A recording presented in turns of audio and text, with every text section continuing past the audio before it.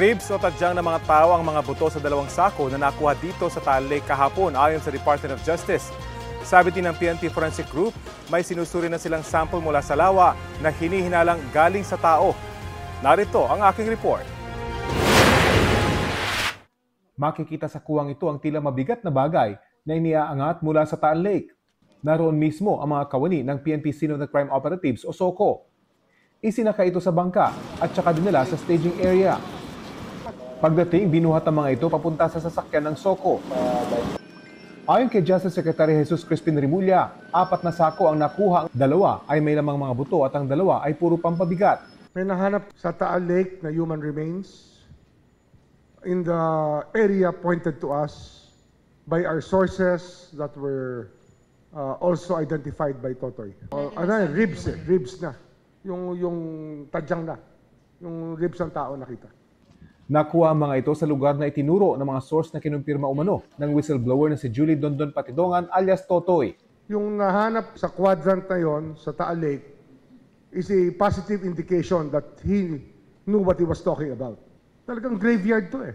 It's actually the graveyard within the lake eh.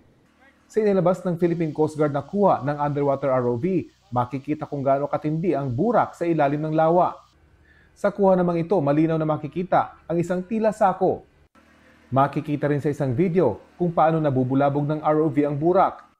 Bahagi raw ito ng testing para malaman kung gaano dapat kataas ang drone mula sa lake bed para hindi nito mabulabog ang makapal na burak. Ayon sa PNP Forensic Group, 71 sample na ang kanilang nakukuha.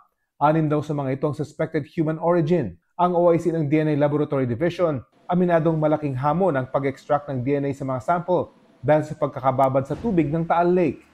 Sa amin naman po, sa forensic group, regardless kung mahirap yan o wala yung posibilidad na wala kami makuha, i-examinin po namin yan. May mga pinahukay namang labik ng Department of Justice sa public cemetery sa Laurel, Batangas. Ayon sa sepulturero roon, galing daw ang mga labi sa Dakolo Funeral Services. Sabi ng manager ng punerarya, magkakaibang buwan pinakuha sa kanila ang mga katawan sa boundary ng Laurel, Calaca at Lemery. Yun nga po sir, mga tapod lang po. Tapos may mga tama ng barel. Saan to?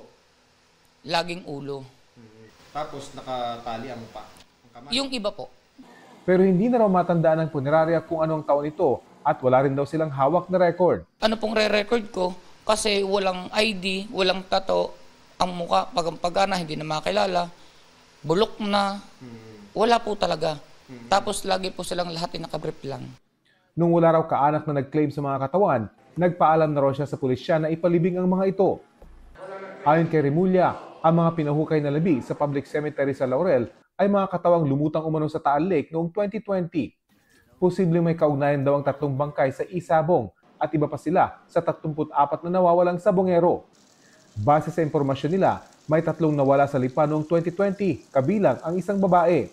Isa raw sa mga nakuha ang nakitang posibleng babae. Kasama sa pahayag niya yan, na in Lipa, there was a pregnant woman. Parang yun ang nakikita namin na possibility. Kasi pagdudugtungin mo yon, tapos meron pang ibang telltale signs, but I cannot reveal to you now. But there was a telltale sign where he said that that is probably the people who were picked up and killed in Lipa, from Lipa. Nagtanong ang GMA Integrated News sa pulisya para hingin ng record ng mga naturang katawan. Pero ang hepe ng local police, hindi raw magpapa-interview dahil wala siyang otoridad magsalita. Meron din dapat record ang Office of the Civil Registry ng mga inililibing sa bayan. Yung pong aming record nga po niyan, sa lakas po ng Bahang Christine, ang aming pong munisipyo na pasok ng baha, daladala po yung aming record. Base sa paglalarawan ng taga-punerarya, natuntun namin sa tulong ng mga residente ang isang site na sinasabing pinagkuhanan ng mga bangkay. Tri-boundary ang lugar ng bayan ng Calaca, Laurel at Lemery. Sabi ng isang residente roon na humiling na huwag ipakita ang kanyang mukha, marami na raw nakitang bangkay sa bangin. Mga 3 o 4 daw ang nakita niya noong 2021 hanggang 2022. Hindi raw niya masabi kung konektado ang mga bangkay sa missing sabongero. Yun po yung mga binabaril lang na parang pinagbibinta mga adik. Yun ang tansya nyo. Wala ba dyan yung sinasabing sabongero? Hindi po na ano po yung mga sabongero dito. Hindi nyo alam. Tingin mo sabongero ba yun? Hindi po. Rafi Tima nagbabalita para sa GMA Integrated News. Ito ang GMA Regional TV News. Makibalita po tayo sa GMA Regional TV para sa epektuhan ng masamang panahon sa Visayas at Mindanao. Cecil, may binaharaw dyan sa Cebu City na nagkulay gray pa ang tubig. Oo, Connie, nangyari yan sa Barangay Pardo dito sa Cebu City. Hinala ng mga residente, posibleng galing sa isang quarry site ang kulay gray na bahang rumagasa sa kanilang lugar. Pinasok pa nito ang ilang bahay. Wala pang pahayag ang quarry site. Abot hanggang dibdib naman ang baha sa Barangay Mabolo. Kinailangan ng gumamit ng lubid para i-rescue ang ilang residente. Sa Mandawi, Cebu, mga bangka naman ang ginamit para saklolohan ang ilang residente na stranded. Sa Talisay City naman, inanod na ng baha ang ilang nalubog na sasakyan sa Barangay Bulacau. Stranded naman ang ilang motorista kahapon dahil sa pagguho ng lupa sa Barangay Lagtang. Nadaraanan na ito sa ngayon kasunod ng clearing operations. Hindi epekto ng Bagyong Krising ang masamang panahon dito sa Cebu, kundi ng hanging habagat. Update naman tayo sa lagay ng panahon sa iba pang panig ng Visayas. Mula sa Bacolod City, may ulat on the spot si Adrian Priatos ng GMA Regional TV. Adrian. Yes, Cecil, mga kapuso, wala mang direktang epekto ang Tropical Storm Krising dito sa amin sa Bacolod City, subalit ramdam pa rin ang malakas na hangin sa coastal areas at communities. Sa probinsya ng Antique naman, mga kapuso, unti-unti nang humuhupang baha pero apektado pa rin ang 13 sa 18 bayan doon. Mga kapuso, umabot sa mahigit 3,300 na pamilya o mahigit 12,000 na individual apektado ng pagbaha at landslide bunsod ng malakas na pag-ulan. Mga kapuso, 2 taong patuloy na pinaghahanap sa bayan ng Sebaste matapos umanong tangayin ng malakas na tubig sa ilog. Nagsagawa na ang LGU at DPWH ng clearing operation sa mga kalsadang hindi madaanan. May mga food packs na rin ipinadala ang DSWD sa mga apektadong pamilya doon. Mga kapuso, sa Iloilo City makitang malakas ang hangin sa shoreline kaya naghahanda rin ang kanilang LGU doon. Kagaya sa Iloilo, mga kapuso, dito rin sa Bacolod City ay patuloy pa rin ang pag-ulan at malakas na hangin. Subalit, hindi nagpapigil ang mga kapuso nating mangingisda na magpalaot upang may makuhang pagkain mula sa dagat at hindi maapektuhan ang kanilang pangkabuhayan. Cecil, mga puso, ayon sa Pag-asa, posibleng maranasan ang malakas na ulan at hangin sa ilang bahagi ng Aklan at maging sa Capiz. Kaya paalala ng Pag-asa, mga kapuso, maging alerto sa posibleng pagbaha o landslide. Cecil, yan munang latest mula rito sa Bacolod City at Negros Occidental. Maraming salamat, Adrian Priatos ng GMA Regional TV.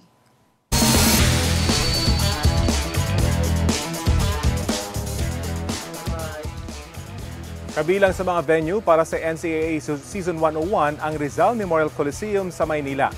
Inanunsyo yan ng Philippine Sports Commission na kinumpirma naman ng Management Committee ng Season 101. Hindi pa sinasabi kung ano ang mga event na idaraos sa Rizal Memorial Coliseum. First time huli ito matapos ang 2 dekada. Ayon sa PSC, idadagdag din bilang demo sport sa susunod na season ang gymnastics, boxing at weightlifting. Malaki raw ang tsansa na mananatili kay Senador Cheese Escudero ang liderato ng Senado sa 20th Congress. Majority raw kasi ng mga senador ang boboto sa kanya ayon kay Senador JV Ejercito. Balitang hatid ni Maki Pulido. Higit 1 linggo bago magbukas ang 20th Congress, halos tiyak ng mananatiling Senate President si Senator Cheese Escudero. Ayon kay Senate Deputy Majority Floor Leader JV Ejercito, sa tansya niya 17 o 18 ng senador ang pumirma para suportahan si Escudero, lampas sa 13 kailangan para maging Senate President. Pumirma ako, nasa 14-15 na eh. Mas alam nila na SPGs has the numbers, kaya mas madadagdagan pa yan. Inaayos na rin kung ano-anong komite ang mapupunta sa susuporta sa kanya. Pero prioridad ayon kay Ejercito kung sino man ang may hawak na ng pwesto. Sa 41 Senate committees, 6 ang pinamunuan ng 5 senador na graduate na o natalo noong eleksyon. gratuity of the incumbent. Hindi ko lang alam doon sa mga newly elected kung nakausap na nila si SVGs about the committees. Basta kami stay put lang. Tiyak na rin questionin ni Senator Bato de la Rosa kung pwede bang itawid mula 19th Congress ang impeachment trial ni Vice President Sara Duterte. Balak niya itong gawin sa plenaryo ng Senado o kahit sa mismong impeachment court. I will ask the Senate if, again, the Senate of the 28th Congress is willing to be bound by what the Senate of the 19th Congress has started. We have to settle the issue of jurisdiction. Sa informal meetings daw ng ilang senador, sabi ni Senator Joel Villanueva na pag-usapang sa August 4 sisimula ng impeachment trial o isang linggo pagkatapos ng State of the Nation address ni Pangulong Marcos. Maki Pulido nagbabalita para sa GMA Integrated News. May Jeju holiday sina Sparkle stars Ruru Madrid at Jeff Moses. Kabilang ang Sparkle actors sa campers na inimbitahan sa regional content trip ng isang brand sa Jeju Island, South Korea. Attendees din ng 4-day event ang ilang VIPs, celebrities, media publications at influencers all over Southeast Asia. Todo excel naman si Ruru sa camp activities lalo na nang maka-bullseye siya sa archery. Sumabak din ng boy sa high-intensity interval training, soccer at leather making. Sa huli, nagsalo-salo ang camper sa good food at nag-jamming sa campfire. Nilalamo ng malaking apoy ang isang pamilihan sa Al-Qut, Iraq. Pilit iyang inaapula ng mga bombero. Ayon sa health authorities ng lungsod, hindi bababa sa 69 ang nasawi. May 11 pa na nawawala. May ilan pang katawan ang hindi pa nare-recover dahil natabunan ng debris ng gusali. Hinihinalang nagsimula ang apoy sa palapag kung saan may mga panindang pabango at pang cosmetics. Ipinag-utos na ng Iraqi Prime Minister ang malalimang investigasyon sa insidente. Wala pang isang linggo nang magbukas ang nasabing pamilihan. Kamustahin na po natin ang lagay ng panahon sa Ilocos Norte. May ulat on the spot si JP Soriano. JP? Connie, nakataas ang gale warning dito sa probinsya ng Ilocos Norte at ipinagbabawal nga po ang paglaot sa mga coastal barangays gaya po rito sa ating kinalalagyan at nakaabantay po ang mga otoridad sa anumang posibilidad na mga pwede mangyari. Pero nagdarasal nga po ang mga taga rito na hindi na ito singlakas kagaya ng mga nagdaang bagyo gaya ng Egay at Lawin kung saan nga ho nagkaroon ng storm surge at binaha ang ilang coastal barangay. At Connie, sa mga oras na ito, tumigil lang saglit yung ulan pero pabugso-bugso yung malalakas na ulan dito sa lugar at malalakas nga po yung alon dito sa tapat po ng West Philippine Sea sa barangay Kauwakan, Lawag, Ilocos Norte. Dahil sa bagyong Krising, nakataas nga po ang storm signal number 2 sa Ilocos Norte at Ilocos Sur. Ibig sabihin po, delikado para sa maliliit na bangka ang maglayag sa dagat.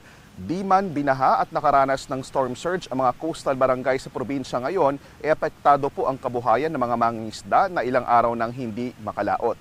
Sa buong magdamag, makulimlim at pabugso-bugso sa Lawag, Ilocos Norte ang ulan, kabilang na po kaninang umaga. At isa nga po sa mga binabantayan ng mga otoridad sa tuwing may bagyo ay ang Padsan River dahil noong July 2023 ay tumaas ang antas ng tubig ng ilog dahil sa bagyong Egay. Dahilan para bahain naman ang maraming sityo at katabing barangay. Sa official social media page ng probinsya ng Ilocos Norte, pinag-iingat po ng mga taga-probinsya o mga taga-City Hall o Provincial Office ang mga kababayan nila dahil sa red rainfall warning kaninang umaga na indikasyon ng posibleng pagbaha sa flood-prone areas o yung mga madalas bahain. Pero sa ating pagtatanong sa local officials dito, wala namang mga reported pa na mga flash floods at pagbaha. At naghahanda nga po sila para sa posibleng anumang development at talagang ready po yung mga barangay dito para kung sakali po magkaroon ng preemptive evacuation ay handa pong lilikas yung mga kababayan nila. At yan muna ang latest. Balik muna sa iyo, Connie. Maraming salamat, JP Soriano.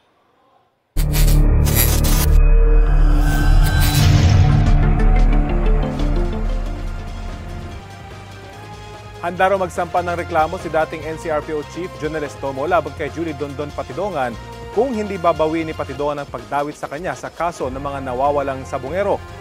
Balita nga ni June Veneracion.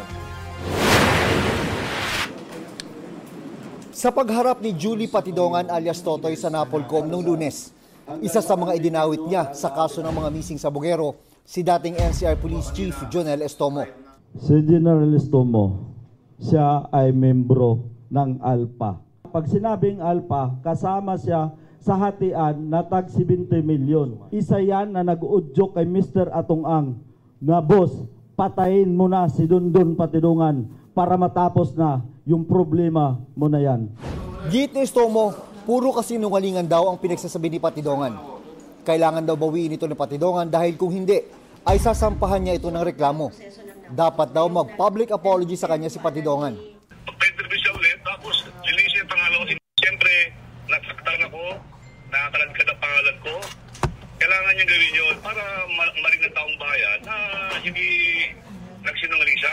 Walang maisip na dahilan si Estomo bakit nadamay siya sa kaso.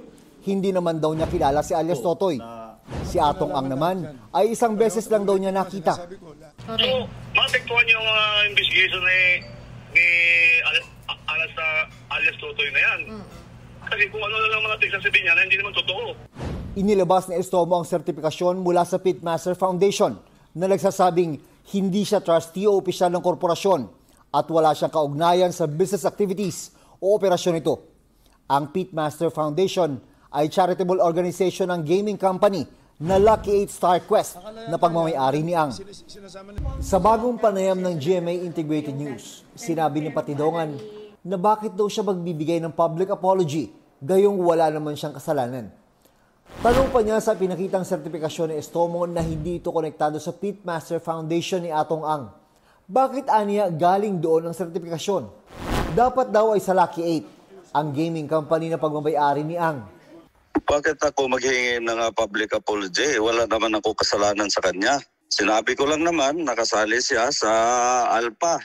Hinihingan pa ng reaksyon dito si Ang. June Veneracion, nagbabalita para sa GMA Integrated News.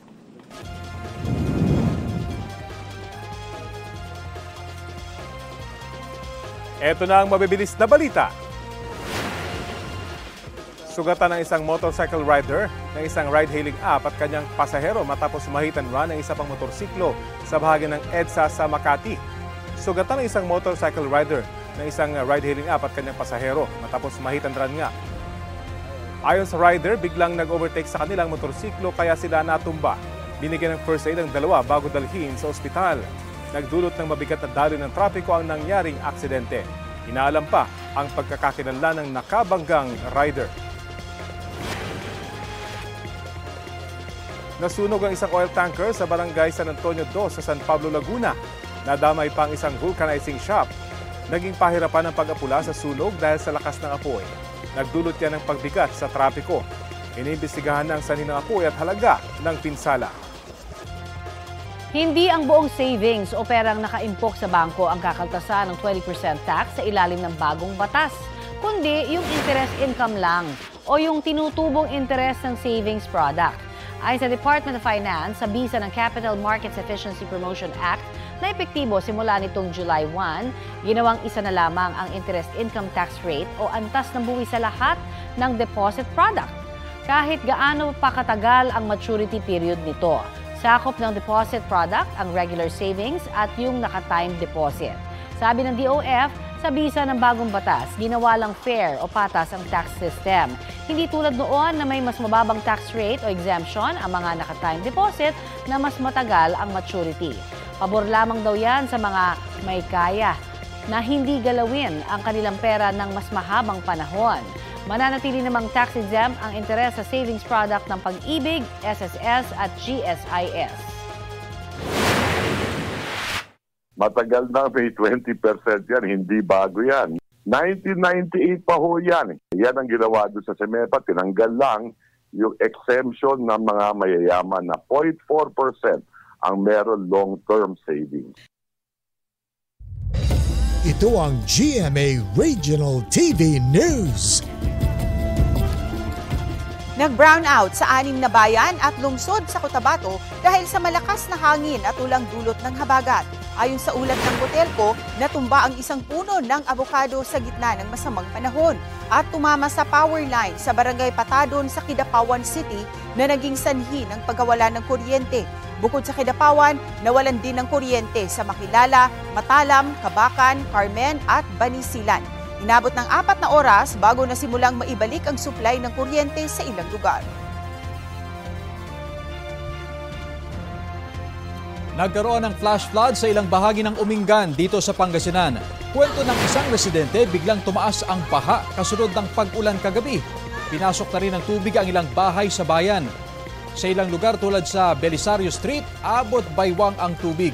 Bagyong Krising po ang nagpapaulan dito sa Pangasinan ayon sa Pag-asa. Mas mabilis na raw ngayon na nakakapaghanda ang DSWD ng relief good packs para sa mga maapektuhan ng kalamidad. May ulat on the spot si Darlene Kai. Darlene? Connie, kagagaling lang ni Pangulong Bongbong Marcos dito sa National Resource Operations Center, NROC ng DSWD sa Pasay City. Sabi ng Pangulo ay nakahanda naman daw ang gobyerno na tugunan yung mga maaapektuhan ng bagyong Krising. Pinasilip ng DSWD sa Pangulo ang fully automated production ng family food packs dito. Higit 20,000 food packs ang nagagawa rito kada araw ayon kay DSWD Secretary Rex Gatchalian. Malayo raw yan sa dating 5,000 hanggang 10,000 food packs na dating nagagawa rito. Sabi ng Pangulo, ang maganda sa bagong makinarya ay mas mapapabilis at mas mapapaganda ang paghahanda ng relief goods. Bukod sa mga pagkain, mayroon ding ipinamimigay ang DSWD na sanitation kit, cooking materials at water filtration kit. Sinubukan pa ng Pangulo na inumin ng tubig mula sa filtration kit. Narito ang pahayag ng Pangulo. Ang report ng DSWD sa akin, sa ngayon, ang naka-storage sa atin ay 3 milyon na relief goods na pack na pwede nating ibigay. So, siguro sapat naman yun kung kahit ano pang mangyari.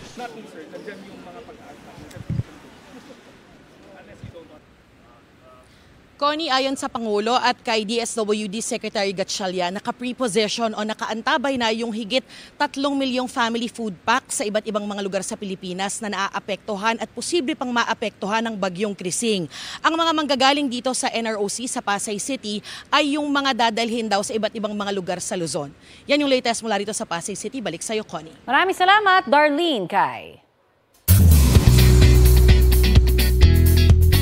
Abisala Encantadix, ang pinuno ng Adamya na si Nunong Imaw, nagbibigay na rin daw ng love advice. Paano ko po ba malalaman kung siya na ang tamang tao para sa akin? Unang-una, nagbibigay sa iyo ng kapanatagan sa pag-iisip ang taong yon. O diba, may payo na rin si Imaw sa mga problema sa pag-ibig ng Encantadix. Yan ay sa pamamagitan ng kanyang online exclusive segment na Sangre, Dear Nunong Imaw. Abangan ng iba pang advice raw ni Imaw tuwing Huwebes sa social media account ng Sangre. Sa Sangre episode naman kagabi, ni-reveal na may healing power na rin si Tera Bianca Umali.